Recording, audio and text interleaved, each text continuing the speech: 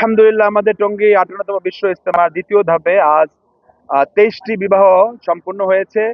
এ নিয়ে আমাদের 2 ধাপের হযরত উলামায়ে কেরামের তত্ত্বাবধানে শুরা আইনের অধীনে টঙ্গী 58তম বিশ্ব ইজতেমায় মোট 83টি বিবাহ সম্পূর্ণ হলো। বিবাহ একটি সুন্নত আমাল। নবী সাল্লাল্লাহু আলাইহি ওয়াসাল্লাম কথা বলেছেন, যার মোটামুটি অর্থ এরকম, তোমাদের ভিতরে যার সামর্থ্য আছে সেজন্য বিবাহ করে, যার সামর্থ্য নাই সেজন্য রোজা রাখে। বিবাহ মানুষের ঈমানকে মজবুত করে, মানুষকে গুনাহ থেকে বাঁচায়। আহ আমাদের টঙ্গীতে সবসময় এই বিবাহের আমলটি সম্পূর্ণ হয়। আমাদের ভারতের মাওলানা জুবাইরুল হাসান সাহেব রহমতুল্লাহ আলী উনি এই বিবাহের আমল সম্পূর্ণ করে আসছিলেন। ওনার ইন্তেকালের পরে অর্থাৎ 2014 পর থেকে মাওলানা জুহাইরুল হাসান দামাত বরকতুহুম উনি আমাদের মুরব্বী এই বিবাহের আমলটি সম্পূর্ণ করছেন। তো আমাদের এখানে মেয়ের পক্ষ থেকে মেয়ের অভিভাবক বা মেয়ের বাবা এজেন্ডা বা সম্মতি নিয়ে আসে, এবং ছেলের পক্ষ থেকে ছেলের অভিভাবক থাকে।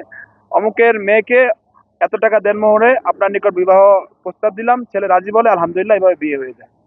এরপরে বিয়ের পরে আমাদের যিনি বিয়ে পড়িয়েছেন উনি খুতবা পড়েন এবং ওনাদের জন্য দোয়া করেন, এবং ছেলেদের পক্ষ থেকে সুন্নত হিসেবে খেজুর ছিটানো হয়।